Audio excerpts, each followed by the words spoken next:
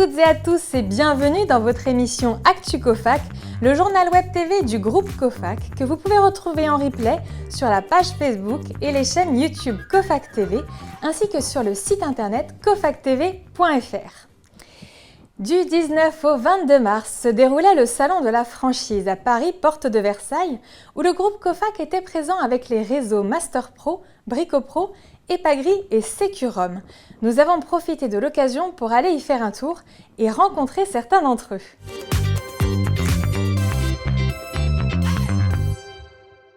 Présent sur le salon de la franchise, le groupe Cofac accueillait ses adhérents et futurs adhérents. À ses côtés, les réseaux Securom, MasterPro, Bricopro et Epagri ne cachaient pas leur enthousiasme face au succès de leur partenariat. C'est une entreprise familiale qui a été créée en 1937 par mes grands-parents, repris il y a 30 ans de ça par mes parents, puis moi à la tête il y a plus d'une vingtaine d'années. Tout seul, j'étais quasiment convaincu que faire face à l'évolution du marché, seul, j'allais pas y arriver. Donc je me suis très rapidement posé la question de trouver un partenaire qui pouvait me permettre de garder mon indépendance tout en bénéficiant de conditions d'achat améliorées, mais aussi de m'aider au quotidien dans mes tâches. Et donc c'est pour ça que je me suis renseigné un petit peu sur ce qui se faisait aux alentours. Et beaucoup de mes confrères étaient déjà dans le groupe Cofac. Donc je me suis un peu fait parrainer et je suis rentré il y a maintenant 15 ans au sein du réseau Cofac. Ça m'a permis de me soulager au quotidien. C'est-à-dire que je n'avais plus besoin de trouver le bon fournisseur, de trouver le bon plan de vente, mais aussi d'autres outils comme par exemple la centralisation des factures, la recherche de nouveaux fournisseurs. Les axes d'amélioration, déjà au niveau de mon chiffre d'affaires, je suis passé de 600 000 € à un peu moins d'1 million. J'espère peut-être dépasser ce cap. Ça m'a permis aussi, de par cette facilité, de pouvoir développer d'autres domaines, comme par exemple la motoculture que je ne faisais pas. Et voilà, ça fait maintenant 3 ans que j'ai pu développer ce réseau-là grâce à Cofac. Après des années de salariat, j'ai voulu me mettre à mon compte et être à son compte c'est bien, mais être accompagné c'est mieux. Et ça c'est des valeurs fortes de la Cofac, c'est que les adhérents sont accompagnés, vous n'êtes pas seul et c'est peut-être la chose la plus importante quand vous êtes dirigeant. Quand je vous parlais d'accompagnement, justement ça c'est un très bon exemple. Cofac vous accompagne sur la communication et notamment sur tout ce qui est digitalisation.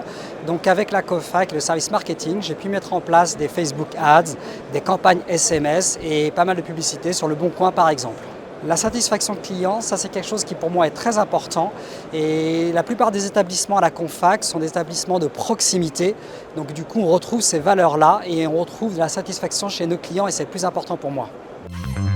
Merci à Bricopro et Epagri d'avoir participé à ce reportage. Nous poursuivons ces témoignages avec notre rendez-vous chez vous. Nous nous sommes rendus chez Bricofer, un magasin du groupe MasterPro situé dans l'Eure.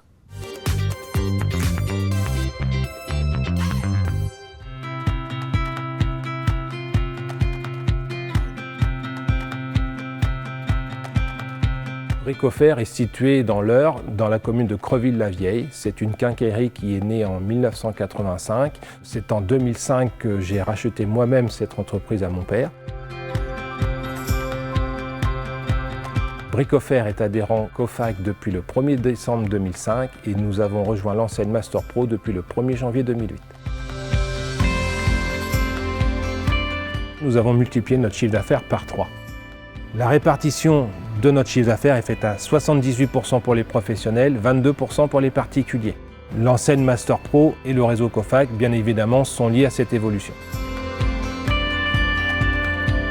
Pour animer nos points de vente, nous faisons 4 opérations POP et en 2023, nous allons ajouter à ceci une campagne Spot-it, une campagne de emailing. Nous avons à ce jour un site vitrine Cofac, bricofer.fr. Nous sommes en ce moment en train de développer la solution e-commerce via une solution Solidis, en partenariat avec MasterPro Cofac bien évidemment. Les valeurs du groupe Cofac sont l'indépendance, la proximité, la transparence et l'efficacité professionnelle. L'indépendance, c'est le fait que Cofac nous laisse distribuer les produits que nous souhaitons. C'est ce qui souligne le caractère et la diversité de nos points de vente. Pour la proximité, nous échangeons avec la centrale via notre animateur régional. Nous participons à des réunions, des groupes de travail, des comités stratégiques et des conseils d'administration.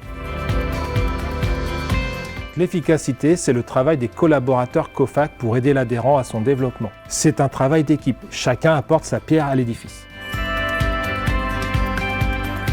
Un adhérent, une voix. Merci à Stéphane Mailleux pour cette visite de Bricofer. Alors vous l'aurez compris à travers ces témoignages, adhérer au groupe Cofac, c'est aussi être accompagné par des experts. La preuve en est avec notre rubrique Parole d'experts.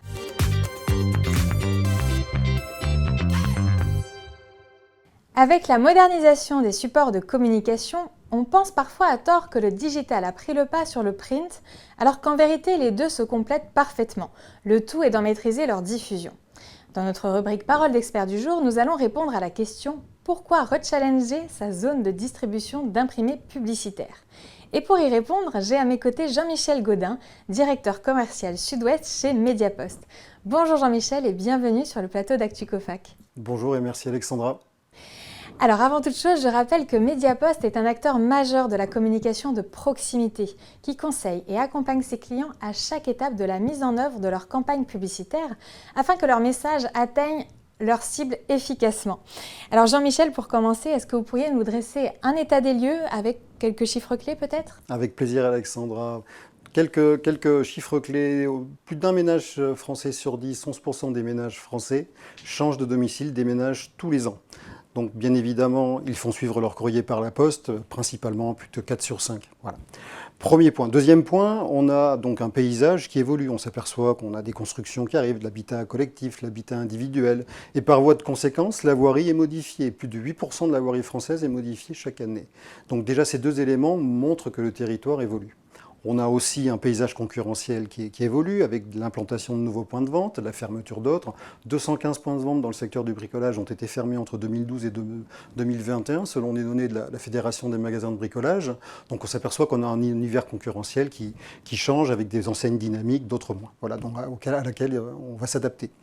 Dernier point, ce sont aussi les habitudes de consommation avec l'arrivée des pure players, de la vente en ligne, boostée par la pandémie, l'arrivée des drives, des click and collect. Donc un univers auquel il faut s'adapter, même si aujourd'hui, en post-pandémie, en tout cas en fin de pandémie, on s'aperçoit qu'on a une nécessité de retour vers la proximité et le local. Alors, Mediapost, historiquement, s'adapte à ces évolutions en effectuant une mise à jour des boîtes aux lettres distribuables 2 fois par an, ce qu'on appelle un master. Donc le recensement des boîtes aux lettres accessibles, distribuables, celles qui arborent un autocollant Stop Pub, celles qui arborent un autocollant WePub dans les zones d'expérimentation WePub depuis maintenant le mois de septembre 2022, où cette expérimentation a été mise en œuvre sur plusieurs zones. Donc les devis des clients tiennent compte bien évidemment de ces modifications. Malgré tout, on s'aperçoit que l'environnement géographique sur une zone de chalandise évolue et il est nécessaire de s'y adapter.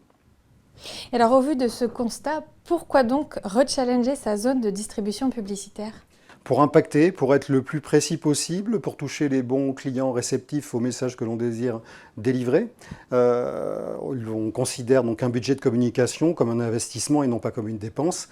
Et un investissement, on en attend le meilleur rendement. Et alors, quel autre conseil donneriez-vous afin de s'assurer de l'efficacité de la campagne publicitaire print ? Donc, peut-être travailler sur la cartographie de sa zone de chalandise, les zones de distribution effectivement pour les optimiser, savoir où sont situés ses clients, y a-t-il des quartiers sur lesquels on est surreprésenté, des quartiers sur lesquels on est cette fois-ci sous-représenté. Certainement aussi trouver un moyen d'analyser ce que l'on propose, l'appétence des clients aux médias, aux différents médias. On a peut-être des quartiers qui seront plus appétents à l'imprimé publicitaire, qui reste le vecteur premier, mais d'autres qui sont peut-être plus appétents au schéma nouveau, au support nouveau de communication, que sont les médias digitaux. Donc d'avoir une bonne vision sur une zone de chalandise permet non pas de substituer l'un à l'autre, mais effectivement d'avoir un dispositif de communication complémentaire, pertinent par rapport aux populations que l'on désire travailler. Peut-être travailler aussi sur l'installation des nouveaux arrivants. Je disais qu'il y a un ménage sur 10 en France qui bouge tous les ans, et en anticipation, travailler sur l'implantation de ces ménages qui, comme tous nouveaux arrivants, ont des préoccupations, c'est d'adapter leur habitat à leur goût, donc qui vont certainement avoir des dépenses en termes d'amélioration de l'habitat. Eh bien, merci beaucoup Jean-Michel d'être venu nous partager votre avis d'expert. Merci Alexandra. De notre côté, nous poursuivons avec l'agenda des événements à venir.